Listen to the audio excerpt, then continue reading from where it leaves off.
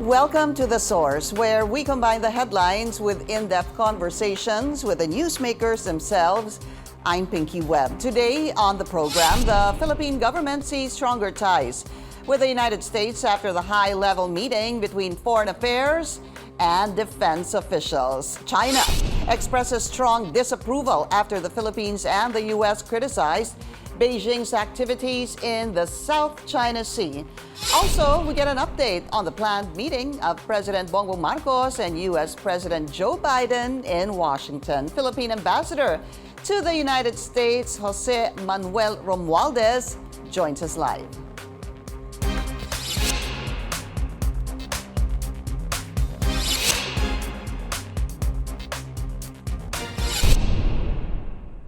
The government believes the Philippines and the United States' 2+2 ministerial dialogue has opened the doors for stronger bilateral trade and investment between the two nations.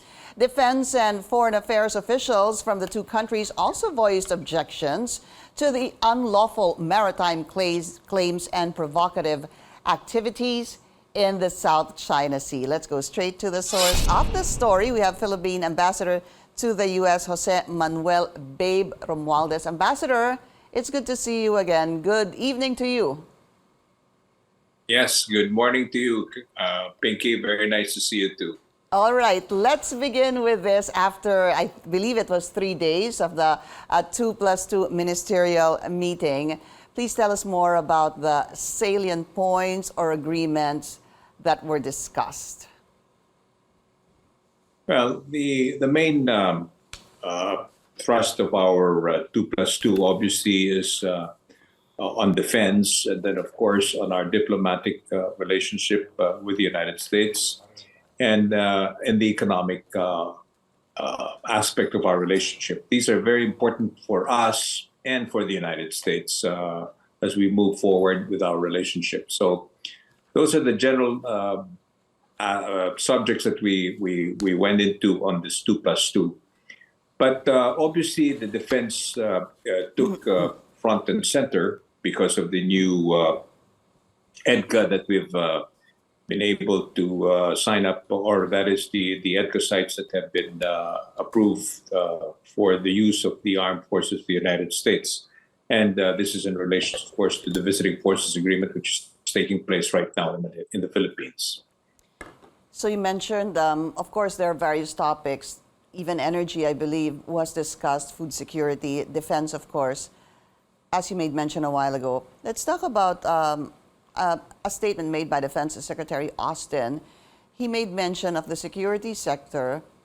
This is what he said, of a security sector assistance roadmap in the next 5 to 10 years. Can you tell us exactly what this is? Well, it's more of our defense strategy that obviously involves the United States, where we are also at the same time looking at modernizing our defense forces. The United States, of course, has been playing a major role as far as that is concerned. And the interoperability, which is the key word that I think that we have been using consistently, that our armed forces with the United States will have be able to use the equipment, and it has to be interoperable so that if we invoke the Mutual Defense Treaty, then it would be easy for us, obviously, for our forces to work together, like what we're doing right now with these exercises. These exercises are very, very important, and actually, I never realized, after spending quite a bit of time with many of our friends in the U.S. Armed forces, that it's not as easy as if like what they're using right now that you have on video right now. These are things that you need to practice with regularly if to be effective.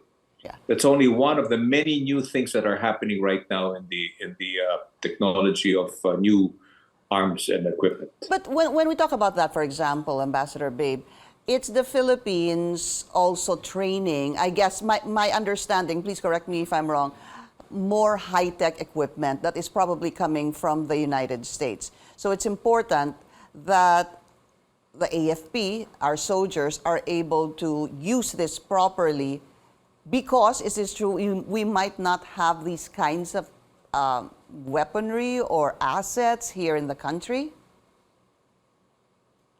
Well, we may not have it now, but we definitely will be having it in the future. That is not only an aspiration, but that's part of the program that I think our armed forces has already been looking into. We are really upgrading the many equipment or many technological advances that come with the military right now. And I think that, as I've said on many occasions, that we will be ready with our armed forces with the kind of defense posture that we've been looking at in about 3 to 5 years. Okay. I'm very confident that we will be very proud of our armed forces in around that time frame, and we can feel safe that they'll be able to defend us. Hopefully, it will never have to come to play, but it's important that we all feel secure that our armed forces are ready to defend our country from any kind of adversarial conflict. Why do you have that approximate time frame of 3 to 5 years? Because we have already started with this thing, and from the way things are moving, which is exactly what Secretary Austin is, the roadmap, we're not very far from it. In other words, I would say that if, obviously, resources is very important. If we had all the money in the world, then we could bump up the purchase of our equipment. Remember, we're not asking for aid from the United States. We are slowly but surely buying equipment we need. Of course, because of our relationship with the United States, this technology is being given in a manner that we will be able to afford in buying many of these things that we need to make our armed forces have a credible defense posture. Yeah, I want to jump into that because Secretary Austin had made mention that there was a discussion, as I mentioned a while ago, of the roadmap to support the delivery of priority defense platforms rather over the next 5 to 10 years. With that, it said such assets like radars, it talked about unmanned aerial systems, military transport aircraft, and coastal and air defense system. When we talk about these equipment, Ambassador Babe, are these equipment that will be donated to the Philippines? Are they just bringing them here so that we can use them and they can take them back anytime? Or are we buying them, or is this a loan? Because he said provide. Secretary Austin said provide. Exactly what does provide mean? Well, no, we are not asking for aid. I think that that's been very clear. If you're asking for aid, then obviously we will have to be satisfied with whatever they give us. I think former President Duterte said it very clearly that we are not interested in getting any of those helicopters that have been killing many of our pilots. These are 1950 or 1960 vintage of the Huey helicopters. We're upgrading our equipment. We just bought. We signed an agreement to buy 32 Black Hawk helicopters, which is the most modern that we can get now. And of course, we have to program this, that it will be part of the budget that we're spending. Okay. The United States at this time has given one of the biggest kind of military financing, a combination of aid and at the same time financing the MFF and many other instruments to be able to help us in moving quickly in making our equipment more modern, so to speak. What Secretary Austin is saying is that there is a roadmap that's already in place, and the United States and the Philippine side knows exactly what it is that we need to be able to, as I said, be ready for any eventuality in about 3 to 5 years. Right. I do understand that. But I guess my question was, when Secretary Austin mentioned these assets and he said the word provide, I wanted to be clear on what the meaning of provide was going to entail. Provide can be taken in many ways. But right. We're not getting all of this equipment for free. There is no such thing. There is no such thing as a free lunch, so to speak.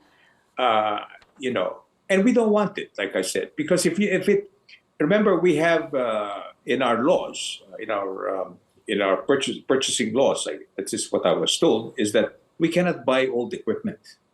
We are not, and we do not want old equipment that will not be useful for us after a year or two. We are looking at a program where we will be able to use the right type of equipment interoperable with the United States. The provision, or what Secretary Austin said we will provide, is that we are providing you with access to be able to buy this. Remember, buying any kind of military hardware from the United States is a process. You can't just say I want to buy this. It's not like buying a car. Have a process where the United States will approve the terms and conditions on how you will buy it. That's the reason why we have access to many of these things now, especially the modern type of equipment that the U.S. is using. But I guess what's interesting to possibly find out is, it's good that you explained that. It's not as easy as buying a car. They will provide access to these equipment. I guess in the short term, Ambassador Babe, would you be able to tell us what we will be able to see or purchase within the next 3 to 5 years, coming off from what you said that we will see better, improved soldier AFP in the next 3 to 5 years? What are we going to see? I guess that's the question. Well, I think we're seeing many of that right now. As I said, the Sikorsky helicopters is one. The helicopters that our Air Force have been using are old type, the Huey helicopters, which many of them already, fortunately, have killed many of our pilots. So we don't want that. We're also buying other type of attack helicopters coming from Turkey, which again requires a third country sale because it's mostly made here in the United States or licensed by the United States. So all that. We're also looking for heavy lift helicopters, which we hope to purchase at some point in time during the 10-year program that Secretary Austin mentioned. Of course, you can't buy this all at once. In the first place, they have to be manufactured. It's not as if you can just go and take it from. It's readily available like a car, as you said. So all of these are all programmed for us to be able to. And I said 5 years at the maximum, or 3 years is the hope that I have, and I can see that it is very doable. That we will be able to say that our armed forces is ready and able to defend our country in about 3 years. Ready. And that's very good. Yeah. To actually hear you say that in the next 3 to 5 years, we have an armed forces that will be ready and able. That is, obviously, that will require training, I guess, which is what is being done or has been done. And of course, more importantly, the assets. We need to take a very short break. This is The Source on CNN Philippines. Please stay tuned. You're watching The Source on CNN Philippines. I'm Pinky Webb. Our source today, Philippine Ambassador to the U.S., Jose Manuel Babe Romualdez. Ambassador, we were talking about assets, and you had mentioned the Black Hawk and even the attack helicopters coming from Turkey, which are U.S. made, as you said prior to the break. Aren't there water assets that we can expect in the next years, maybe even 3 to 5 years? Well, we are already acquiring, as you know, the coast cutters that are actually coming from Japan. The United States has also supplied us with a couple of those for the use of our Navy. And we're hoping, of course, to be able to use the unmanned type of equipment that our Navy is also looking at. All that, again, is part and parcel of what we're trying to do to modernize all the services in our armed forces, the Navy, the Army, and the Air. The joke that we have an Air Force, but it's all air, no force. But now we have the port, and we're making it even stronger right now with the type of program that they have in place. Okay. I want to be clear on this, though, Ambassador. Was there any offer from the United States for any type of donation of any type of asset? Well, there will always be potential donations that are being offered. I'm not quite. I don't exactly remember how many of this in the past, but as I said, we've already made a decision, and that was started by President Duterte, that we will no longer be interested in getting what we call the excess defense articles, which means to say these are old equipment that can still be used, but is just really good only for a couple of years. Old. And the maintenance of all of these assets, especially the helicopters, is tremendous. I mean, it's false economy. And that's why I'm very pleased that our Congress has made it clear that they only want new equipment. All right. So we have to program our budget and to be able to have a program that is going to bump up our armed forces, but is affordable within the budget that the country has. Let's talk about the 4 additional Edca sites. There has been some criticism regarding this, especially the location of the 4 Edca sites. What do you say, I guess, Ambassador, to some questioning why they all have to be, well, at least 2 in Cagayan and 1 Isabela, at the northernmost part of the country, closest to Taiwan, in the midst of tension between China, Taiwan, and the United States?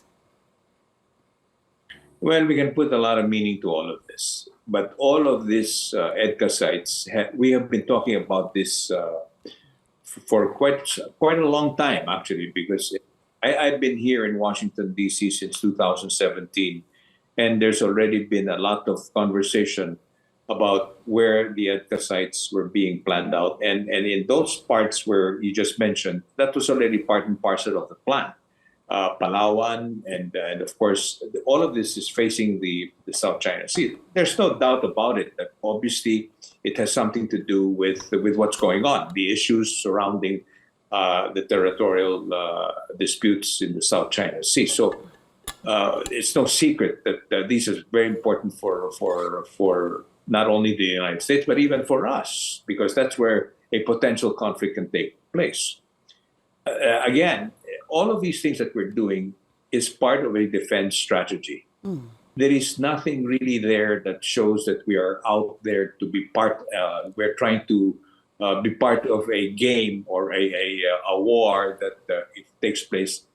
Our role is only to defend our territory and to be able to use our territory to deter any conflict that may arise from all of these things that are happening in the West Philippine Sea or the South China.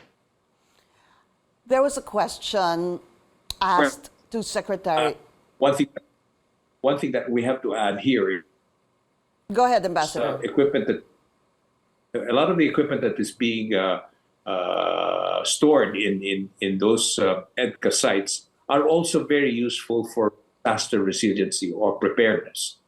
That's very important because we are a victim of climate change. And that's the reality right there staring at us. We don't want the same thing that happened in Leyte and Samar during Typhoon Yolanda, where 10,000 people died. Can the U.S. position assets in the Edca sites, especially the ones in Isabela and Cagayan, can they position assets there that can be used to defend Taiwan? I don't think that that's a really something that, quite honestly, in my view, of course, this is just my personal opinion. They don't need to put that type of equipment there. Everything is now the technological advances in military hardware. There's so much of that going around that I quite honestly, the United States and even China, they have the equipment that is a different kind, like a Star Wars type of thing. And our role, as I said, is really more of playing a role in declaring any kind of conflict in these areas, especially in the disputed areas.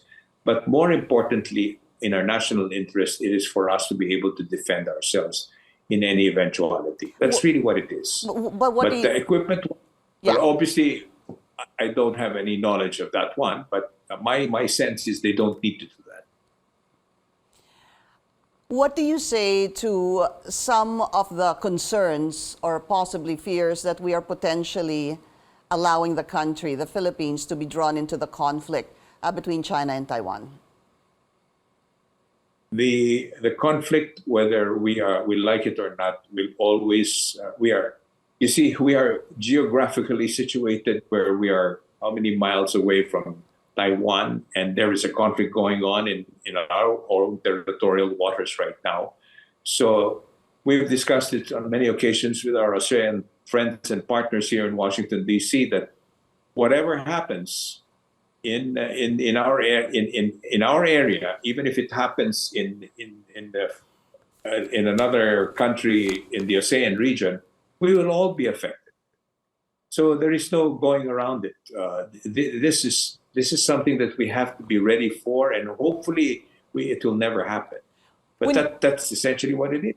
That like what's happening right now, obviously in Europe, Ukraine, there's a war going on, but the other countries surrounding that area in Eastern Europe is affected by that war, and we are affected by it with food prices and inflation and everything else that goes with that kind of conflict. This is the thing that we have to all work together with other countries, like-minded countries, to deter something of that nature happen.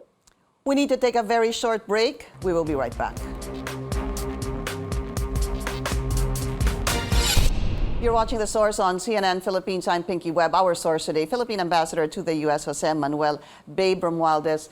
Ambassador, let's talk about the joint statement of the U.S. and the Philippines. China reacted to this, basically saying, and I quote, "It misrepresents and discredits the legitimate and lawful maritime law enforcement activities," highlighting that legitimate activities of the Chinese side, and even makes false accusations against China. The foreign ministry spokesperson saying, "We oppose this," and I'd like to add also this, "We would like to once again," they say, "remind the relevant country in the region," that's us, "that pandering to forces outside the region will not bring greater security but will cause tensions, put regional peace and stability at risk, and eventually backfire." What do you say to this? Did or could this joint statement at the end of the day actually backfire on us? Well, every country has their own way of interpreting everything. In our view, our relationship with the United States has been there since time immemorial, 1951, Mutual Defense Treaty. Long before any dispute in the South China Sea, we've had this defense treaty. In 2000, in 1993, I think, or 94, we had the Visiting Forces Agreement. I'm sorry, 98 or 99. Yeah. Yes, 97. So we've had the Visiting Forces Agreement in place, and we're just simply doing what we have been doing, and that is to enhance our capability to defend ourselves. If our friends in the North are interpreting it that way, that is really something that we obviously do not agree with. We will continue. I said, our Foreign Affairs Secretary and our Defense Secretary and the President himself has said that we are not looking for any conflict. We are merely doing what we feel is our right to defend ourselves and defend our sovereignty and our territorial waters. This is all that we're looking for. There are countries that are going into our territorial waters and even harassing our fishermen. Now, what do we do? Are we just going to allow it to continue to happen, or are we going to start saying, you can't continue to do that because we're ready to defend ourselves and our people? I'm glad you raised that point, because I was going to say it's important also what Secretary Blinken said. He stressed this, Washington's unwavering commitment to standing with the Philippines. We've heard that. Against any intimidation, intimidation or coercion included in the South China Sea. So you had made mention, Ambassador, that are we going to allow our fishermen to continually be shoved away, harassed by China from fishing in their traditional their traditional fishing grounds in our territory? I guess the question really is, in practical terms, because of these balikatan exercises, because of these 4 additional Edca sites, how can this actually really help our farmers, let's start with that, be able to fish in the waters which are part of our exclusive economic zone? Well, the exercises are really to be ready when and if there's any conflict in the future, obviously. And as I've said on many occasions, using new equipment takes a lot of practice. You can't just buy something from out of the shelf and say, I'm going to use this. You're going to have to be able to practice it. And that's what we're doing now with the United States. Now, in the case of our fishermen, we're sending a signal to all those that are continuing to give our fishermen a hard time that we're no longer going to take it that way. That we are going to try our Navy, of course, and our Coast Guard is prepared to protect, and they have been doing it. It's just not coming out in the news, but many of our Coast Guard and our Navy have been going out those waters and protecting our fishermen. Yeah. We're already doing that right now. We are just doing what is rightfully our duty to do. And strengthening that. Just a quick question, Ambassador. Is President Bongbong Marcos set to visit the United States? Well, we have been talking about that, as I said, since New York, when the President met with President Biden. They have indicated that they would like to meet again. And I think right now the White House is just looking at dates, and Malacanang is doing the same thing. And hopefully we'll have a date when both will be able to meet here in Washington, D.C. I'm really looking forward to it. I hope it happens very soon. All right. Philippine Ambassador to the United States, Manuel Romualdez. As always, Ambassador, thank you for your time. Thank you very much, Pinky. It's very nice to see you again. Thank you for joining us here on The Source. I'm Pinky Webb. You're watching CNN Philippines.